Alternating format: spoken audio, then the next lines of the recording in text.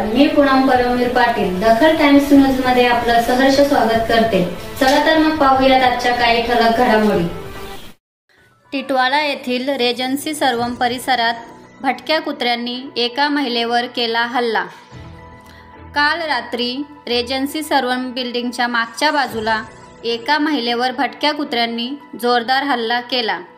त्यात ती महिला गंभीर जखमी झाली असून त्या महिलेस प्राथमिक रुग्णालय गोवेली येथे नेण्यात आले आहे, अशी बातमी मिळाली आहे।